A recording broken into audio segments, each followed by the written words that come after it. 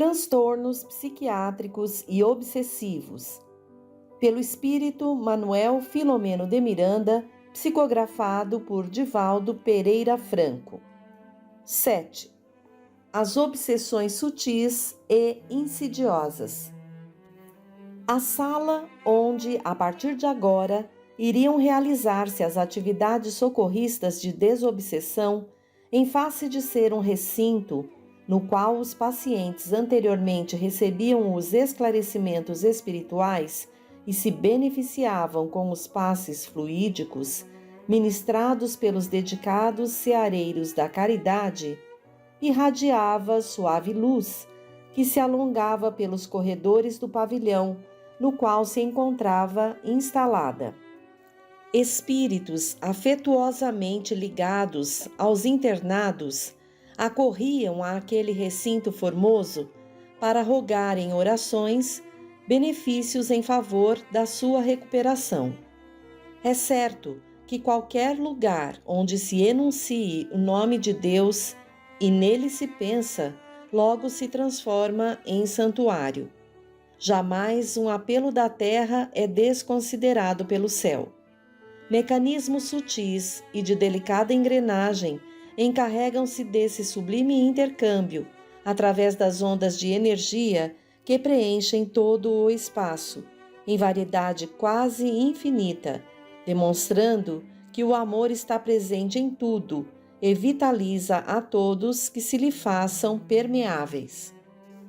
Logo mais, em razão da ampliação dos serviços, com a presença de técnicos espirituais em socorros desobsessivos, que, embora os houvesse antes, mais operacionalidade teria lugar no recinto, que se iria transformar em posto avançado de atendimento especial. Amanhecia quando Petitinga, Dr. Juliano e nós afastamo-nos do pavilhão, dirigindo-nos a uma bela praça arborizada no centro da cidade. A pujança de luz do sol vencia lentamente as sombras que fugiam colorindo-se, enquanto a passarada, em sinfonia fascinante, bendizia a natureza em festa. Raros veículos e transeuntes movimentavam-se àquela hora, e o ar apresentava-se levemente perfumado.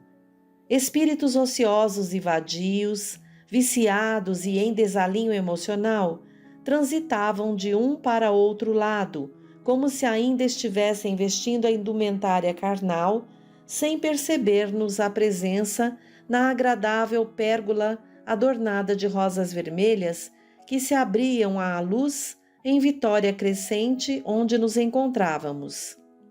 Percebi que a grande maioria era constituída de antigos residentes do lugar que ainda não se haviam dado conta do fenômeno da desencarnação, apegados aos velhos hábitos que mantiveram durante a existência.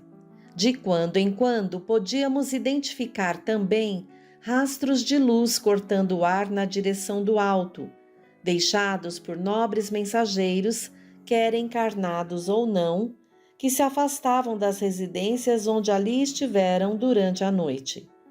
Nesse clima de suave renovação, Dr. Juliano, ainda impressionado com o que tivera oportunidade de acompanhar, esclareceu. A esquizofrenia, por exemplo, sempre me despertou um grande interesse. Na minha visão unicista da vida, delegava à genética a quase total responsabilidade pela então enfermidade mental, que também se apresentava como decorrência de doenças letais ou de recuperação difícil, do alcoolismo, das drogas, tornando-se-me difícil entender esse mecanismo. Reduzia toda a responsabilidade ao acaso, que elegia uns, mais infelizes do que outros, para cercear-lhes a felicidade, interessando-me em encontrar procedimentos hábeis para diminuir-lhes os padecimentos ou, quem sabe, liberá-los totalmente deles. Fascinado pelas descobertas do Dr. Emil Kraepelin, nos seus estudos em torno da melancolia, hoje conhecida como depressão, passei a interessar-me pelos fatores psicológicos que a desencadeavam. Igualmente, interessado pela incomparável contribuição do Dr. Eugen Bleuler, o eminente psiquiatra suíço, que denominou a dementia praecox como esquizofrenia, aprofundei os estudos nas causas endógenas a que ele se referia para entender essa terrível doença mental que ataca o ser humano em todas as idades, mas, de preferência, entre os 15 e 25 anos, quando a vida começa a florescer no corpo. As alterações de pensamento, as alucinações e delírios, a falta de discernimento, a ausência de interesse social, o abandono de si mesmo ou a agressividade acabrunhavam-me e envidei os melhores esforços para contribuir em favor da recuperação das suas vítimas. Hoje, com a visão das causas profundas, compreendo a justiça das divinas leis que alcançam os infratores conforme o estágio moral em que se encontram. Ninguém defrauda a vida inutilmente sem deixar de ser alcançado pelo desencadeamento dos males que se permitiu. É natural, portanto, que as denominadas causas atuais nada mais sejam que efeitos daqueles desastres que cada qual se permitiu. Atualmente reconhecida não mais como uma doença mental, mas como um conjunto de patologias diversas, é um látego aplicado à consciência leviana a fim de reajustá-la aos códigos superiores. Felizmente, a farmacologia conseguiu sintetizar diversas substâncias que mantêm o paciente em parcial equilíbrio, permitindo-lhe uma vida social relativamente normal, desde que permaneça em tratamento cuidadoso. Nessa ocasião, o discernimento pode induzi-lo à renovação moral, à mudança de comportamento que lhe trarão benefícios muito maiores, reduzindo a intensidade da doença em face da melhora espiritual do doente. Mediante a visão espiritista, no entanto, modifica-se totalmente o conhecimento em torno desse terrível transtorno psicótico que toma conta de 1% da população terrestre. Podemos incluir nessa taxa os casos tipicamente obsessivos, muito difíceis de separá-los daqueles considerados clássicos pela razão da semelhança de sintomas com que se manifestam. Deduzo que o perseguidor desencarnado, reencontrando aquele que o infelicitou, acerca-se-lhe e, pela lei de afinidade, débito-crédito, emitindo as ondas do sentimento rancoroso, alcança e sincroniza com as matrizes morais do endividado como verdadeiros plugs que se lhe fixam, utilizando-me da linguagem recentemente aprendida, passando este último a experimentar o pensamento invasor que lentamente o aliena por desequilibrar as sinapses neuronais, o sistema nervoso central e algumas glândulas de secreção endócrina. Ao largo do tempo, o que era apenas uma influência perniciosa destrambelha a harmonia das comunicações mentais, transformando-se na decantada loucura. Quando silenciou, demonstrando entusiasmo pelo que houvera visto e acompanhara, Petitinga completou: a reencarnação é a luz que aclara o entendimento lógico em torno dos incontáveis quesitos afligentes da existência humana, demonstrando que cada espírito é o autor de suas conquistas e desgraças, faculta a reabilitação de quem erra e estimula o progresso de quem acerta através dos mesmos processos pedagógicos do amor e do trabalho. Chama-me a atenção, porém, na atualidade, a alta estatística de portadores do mal de Alzheimer, padecendo de lamentável degeneração neuronal, em processo expiatório aflitivo para eles mesmos e para os familiares, que nem sempre preparados para essa injunção dolorosa.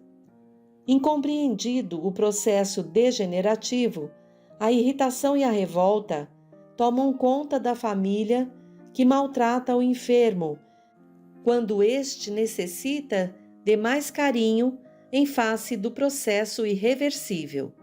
A segurança dos diagnósticos já contribui para que, no início, se possa atenuar e retardar os efeitos progressivos dessa demência assustadora. Sem dúvida, trata-se de um veículo expiatório para o paciente e o seu grupo familiar. Embora a gravidade de que se reveste essa degenerescência, adversários desencarnados pioram o quadro, afligindo a vítima em tormentosos processos de agressão espírito a espírito, em razão de o paciente encontrar-se em parcial desdobramento pela impossibilidade de utilizar-se do cérebro, então alucinando-o pelo medo que alcança as vascas do terror. Ignorava que, nessa demência, também pudessem ocorrer influências nefastas, referiu-se o psiquiatra baiano. Sem dúvida que em todos os processos de resgate espiritual, continuou Petitinga, sempre existem dois envolvidos, e aquele que foi vítima sempre aproveita de qualquer oportunidade, sem compaixão, para desforrar-se de quem o prejudicou. A obsessão, por isso mesmo, é mais volumosa e sutil do que se conhece, mesmo nos estudos espiritistas atuais, porquanto nem todos os quadros podem ser percebidos exteriormente, sendo muito comuns nos estágios do coma, da morte aparente, das degenerações cerebrais. Recordo-me de quando Alois Alzheimer, referiu-se o psiquiatra, estudou uma paciente, a senhora Augusta D., portadora de um tipo de degenerescência mental, e nela encontrou os elementos cerebrais de estruturação dos seus alicerces para o conhecimento da enfermidade que posteriormente lhe recebeu o nome, em homenagem ao seu trabalho extraordinário, ainda mais se considerando o atraso da pesquisa óptica através dos microscópios, que ele conseguiu de forma exaustiva nas suas longas necropsias.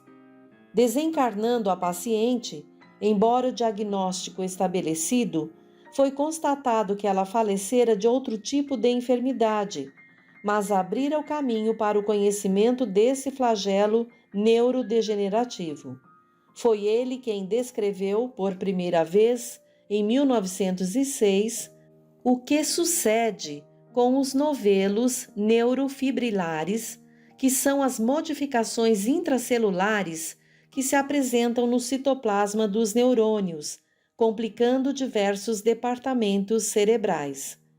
Com efeito desse processo, os pacientes têm afetada inicialmente a memória, sofrem distúrbios cognitivos, especialmente aqueles que respondem pela fala, pela capacidade de concentração, ampliando-se o desequilíbrio no raciocínio, na perda da orientação espacial, da habilidade para calcular, enfim, dos processos normais de lógica e de comportamento. Anteriormente ignorada, a enfermidade era tratada como um estado de demência progressiva sem possibilidade de reversão. Ainda hoje continua sem grande esperança de cura, em face dos danos graves produzidos ao cérebro, que se atrofia expressivamente, mas que, detectada precocemente, pode ter diminuídos os efeitos desastrosos.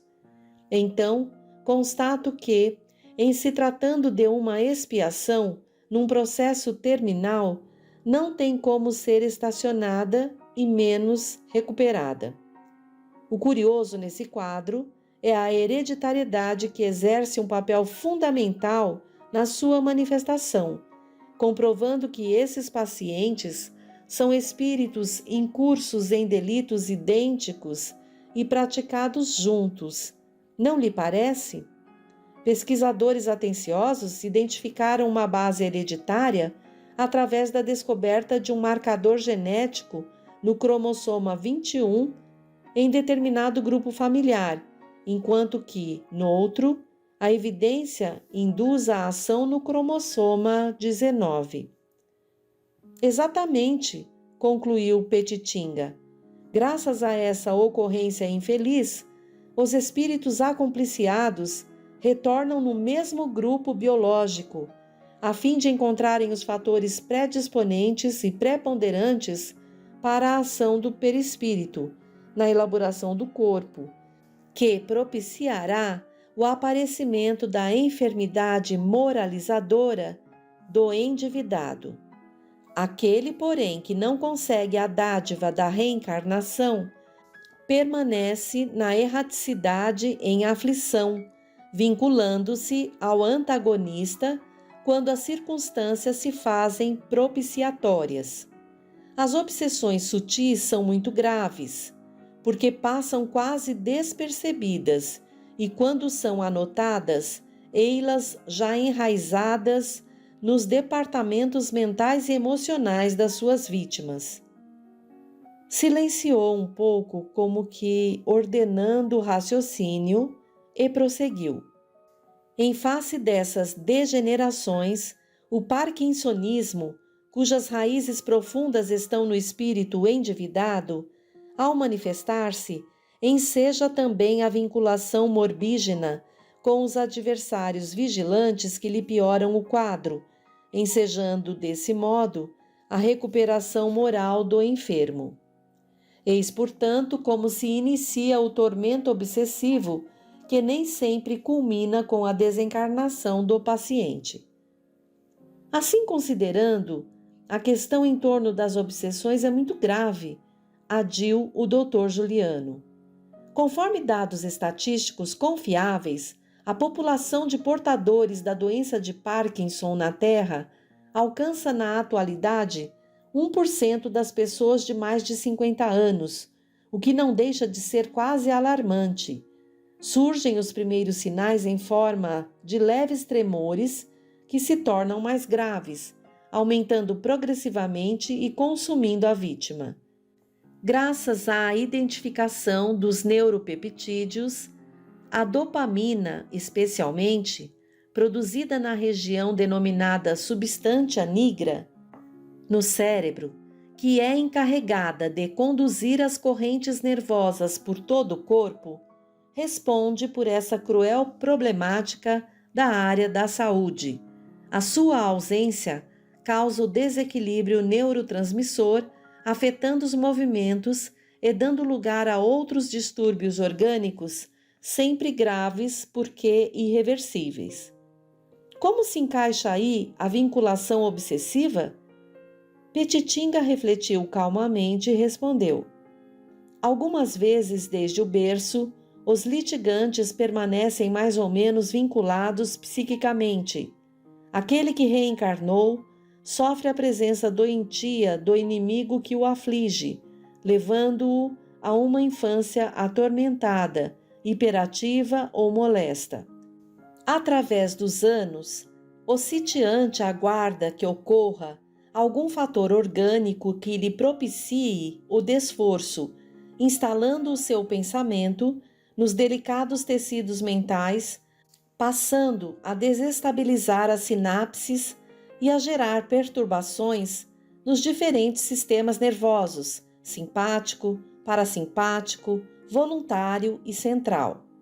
Lentamente, têm início os distúrbios em relação à vida vegetativa, à pressão arterial, aos fenômenos respiratórios, facultando a instalação de doenças orgânicas.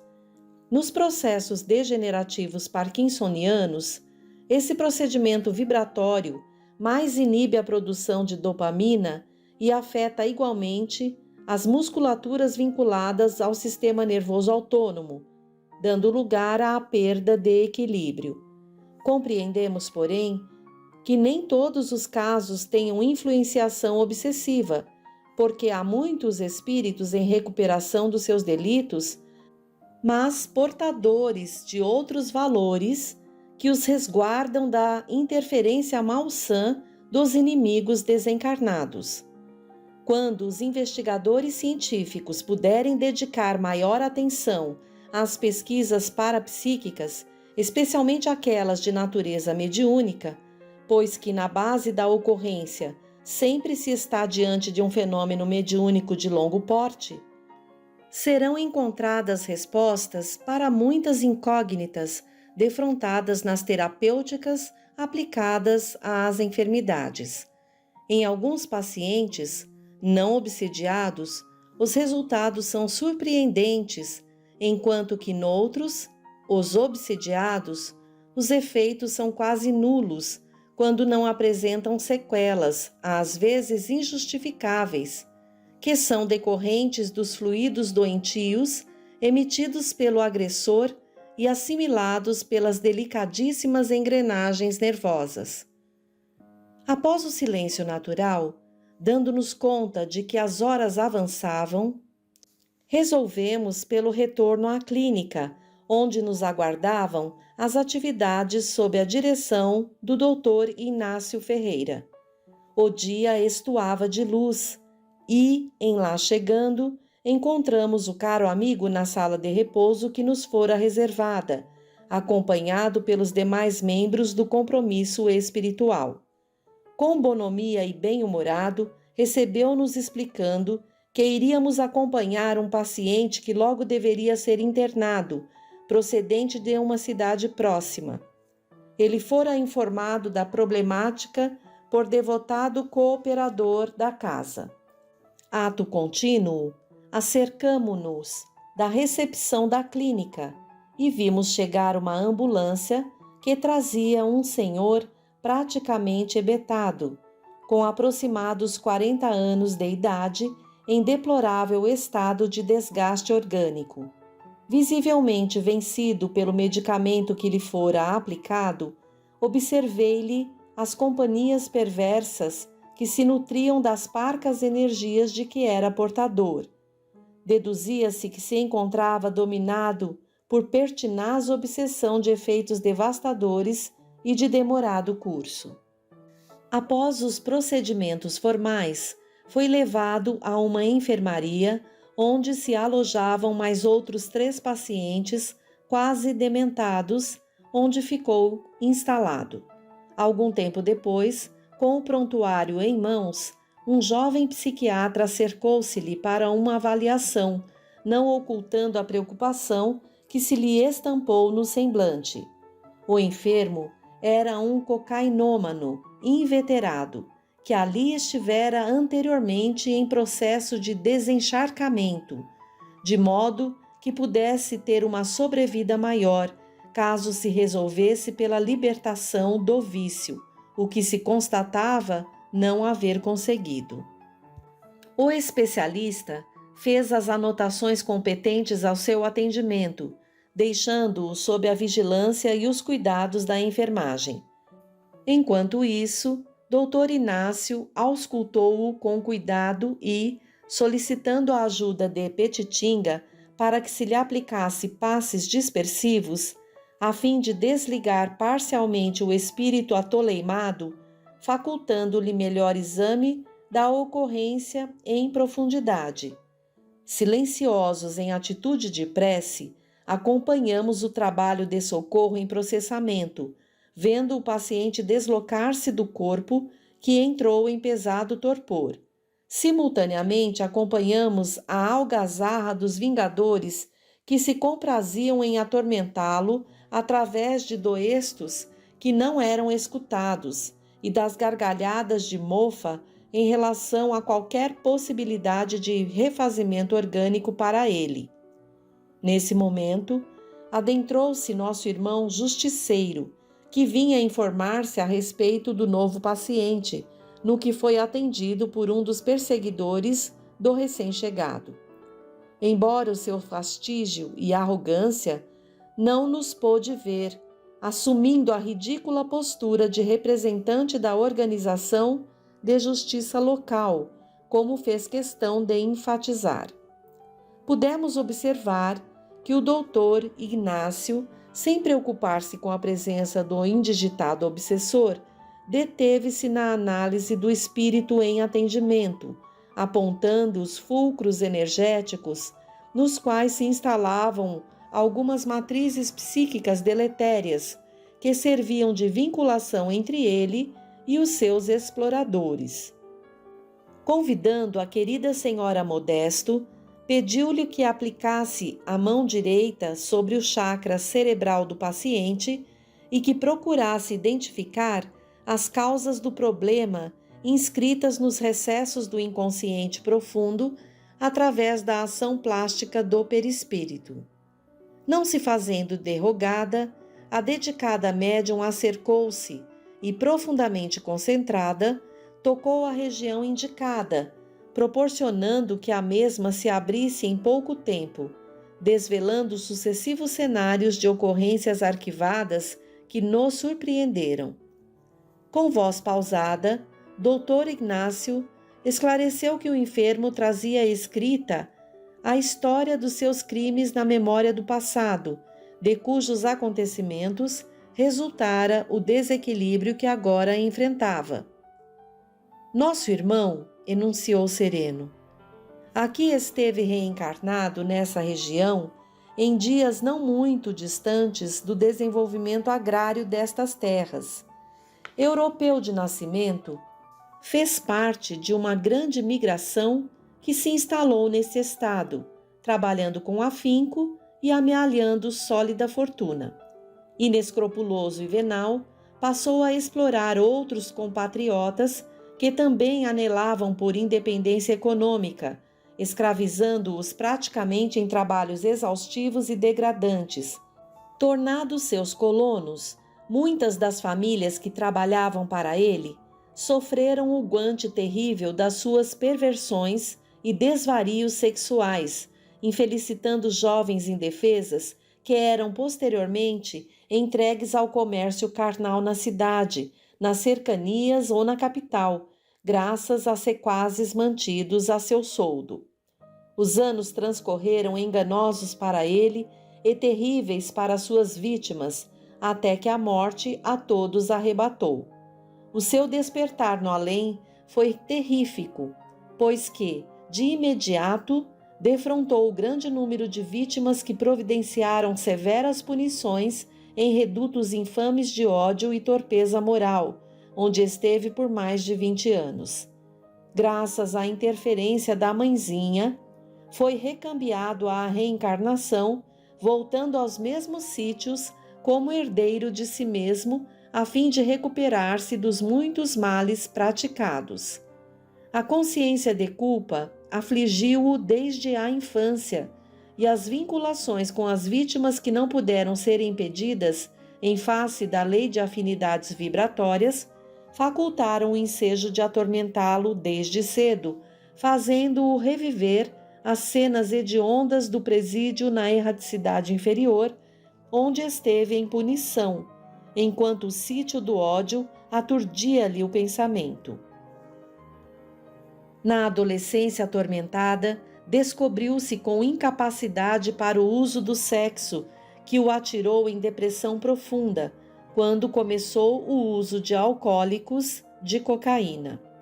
Os estudos não puderam oferecer-lhe um título universitário, apesar dos esforços dos genitores atuais, que terminaram por sucumbir de angústia à morte pelos disparates e escândalos perpetrados pelo quase alienado. Recolhido anteriormente a este nosocômio, depois de conveniente atendimento especializado e abstinência das drogas, apresentou melhoras não muito significativas que o levaram de volta ao lar, onde, passado pouco tempo, voltou à lamentável dependência da droga. O seu conflito mais grave é na área sexual, assinalada pelos abusos e crimes praticados anteriormente. A impotência fisiológica é resultado do desgaste perverso da sagrada função procriativa de que se beneficiou na extravagância e na hediondez da sua prática. Sentindo-se poderoso, porque jovem, formoso e rico, não podendo dar vazão aos impulsos mal contidos do organismo, debate-se no desespero, assodado pelos inimigos que o estimulam e lhe pioram o quadro, através de pensamentos libidinosos e desestruturadores. Ei-lo, então, com os problemas derivados do comportamento mórbido, assolado pelo ódio das suas vítimas.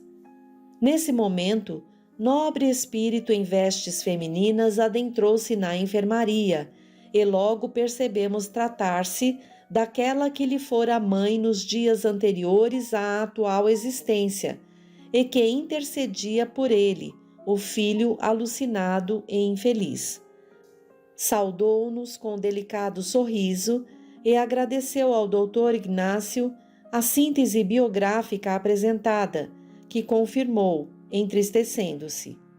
Dona Modesto retirou a destra da fronte do paciente e desapareceram os quadros que ali podíamos observar, como se fossem impressos num pequenino ecrã de televisão. Com a ternura habitual às mães, explicou: Anselmo é espírito muito querido que o tempo vem trabalhando sem que se operem os resultados positivos almejados. Enrijecido pelos hábitos doentios, não tem conseguido realizar a necessária mudança de comportamento mental a fim de ajustar-se aos programas iluminativos que estão ao seu alcance. Aqueles que o amamos, temos investido um expressivo cabedal de afeto e paciência que ele não tem conseguido absorver, transformando em conquistas libertadoras das paixões que o encarceram na ignorância e na crueldade. Em face do processo longo de alucinações cometidas, aqui chega hoje em deplorável estado de aflição para mergulhar em recurso expiatório irreversível nesta existência, como delineamento para as experiências do futuro. Muito agradecemos a cooperação dos queridos amigos que se dispõem ao misericordioso concurso terapêutico.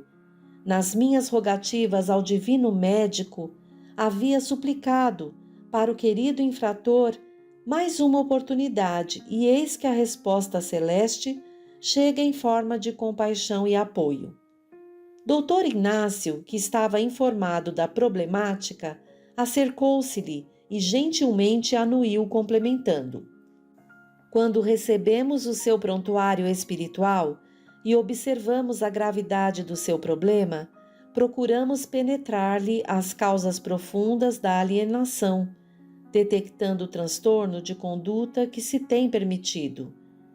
Pelo que nos foi possível observar, é muito grave a sua atual situação, isto porque, entre as várias entidades espirituais que o rodeiam, uma delas localiza-lhe a concentração mental no aparelho genésico, agravando a perturbação funcional de que é objeto. Concomitantemente, outro inimigo insidioso domina-lhe o centro da vontade, mediante contínua indução ao consumo da droga perversa. Como consequência, a arritmia cardíaca denuncia grave conjuntura no órgão, visivelmente afetado pela ação química da substância longamente absorvida. Acredito que o filho querido, assinalou a dama espiritual, deverá retornar dentro de algumas horas. A minha preocupação é com o prosseguimento do seu martírio obsessivo, desde que as vinculações com os adversários são muito poderosas. Assim pensando, venho interceder junto ao delicado psiquiatra, no sentido de impedir o seu arrastamento pelos inimigos a alguma região inferior ou, por sua vez, permanecer em deperecimento de energias absorvidas pelos seus atuais verdugos.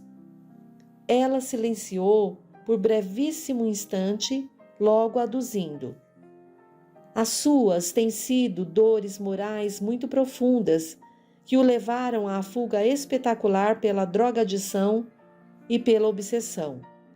Não dispôs, na sua angústia, de tempo mental para a reflexão, martirizando-se com a culpa inconsciente instalada nos refolhos da alma, sem valor espiritual para o enfrentamento. É uma existência atalada em pleno desenvolvimento. O seu retorno ao grande lar faz-se inadiável, a fim de que não mergulhe no abismo do suicídio, conforme planejam os seus adversários. Doutor Inácio reflexionou um pouco e expôs: poderemos induzi-lo a um longo sono, qual se for um coma de longo porte, preparando-o para o desprendimento espiritual definitivo, de acordo com a anuência do plano superior, que certamente a nobre genitora já conseguiu. É claro que sim, afirmou comovida. Interferimos junto aos elevados programadores da reencarnação, explicando a necessidade de ser-lhe concedida uma nova chance com caráter expiatório após esta existência, na qual teria tempo para meditar a respeito das leis divinas, havendo recebido o necessário consentimento. Como o momento é propício, intentemos então a terapêutica oportuna e salvadora.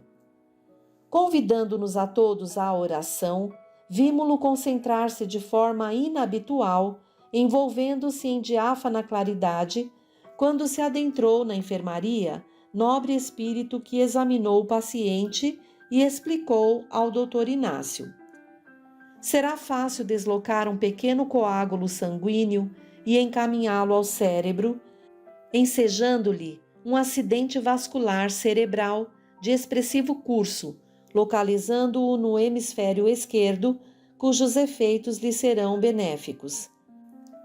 Demo-nos conta que o visitante era um hábil neurocirurgião, ora sediado no Sanatório Esperança, que lhe atendera à solicitação mental e viera em seu socorro. Observamos o esculápio examinando o aparelho circulatório do paciente, logo explicando: notamos que o nosso enfermo é portador de grave problema nas carótidas, especialmente na lateral esquerda. Será muito fácil deslocar-lhe um pequeno trombo que irá proporcionar-lhe uma isquemia cerebral de larga proporção, obstruindo-lhe delicada área de comunicação motora, verbal, sem anular-lhe o raciocínio, o fluxo do pensamento, ajudando-o a despertar para a autoconsciência. Ao contínuo, Dr. Inácio convidou-nos a uma atividade desobsessiva, na qual Dona Matilde e Dona Modesto deveriam contribuir mediunicamente, atraindo as duas entidades mais vinculadas ao paciente, deslocando-as dos chakras aos quais se fixavam, ao tempo em que seriam realizados os procedimentos para a produção do acidente vascular cerebral. Eu me encontrava encantado com os recursos para mim desconhecidos de que se utilizavam os benfeitores espirituais a fim de contribuírem para a recuperação moral dos calcetas e impertinentes defraudadores das divinas leis, trabalhando sempre com amor. Assim pensando, dei-me conta que invariavelmente o que se apresenta como um mal constitui terapia salutar para excelentes resultados no bem e na saúde. Não fora, porém, essa a primeira vez que acompanhava algo dessa natureza, porém não do mesmo porte. Isto posto, ficou estabelecido que naquela mesma noite, após as 23 horas, seria realizado um labor desobsessivo no plano espiritual, tendo em vista a desestruturação de Anselmo, o paciente irresponsável e recalcitrante que, nada obstante, era amado e credor de carinhosa ajuda, embora dolorosa, tendo-se em conta os promissores resultados futuros. O médico especialista convidado e a nobre genitora devotada solicitaram permissão para retirar-se, ficando estabelecido o horário referido para os procedimentos espirituais em benefício do paciente adormecido. Logo depois, Dr. Juliano Moreira interrogou o colega uberabense. Confesso que ignorava totalmente este programado recurso terapêutico. Equivale a dizer que os espíritos nobres podem desencadear distúrbios orgânicos com vistas à recuperação moral dos enfermos? Sim, concordou o interlocutor. Convém não esquecermos que nos encontramos no mundo das causas, da energia, e que os fenômenos orgânicos podem ser produzidos desde aqui através da movimentação de forças específicas. Vejamos o caso do nosso Anselmo.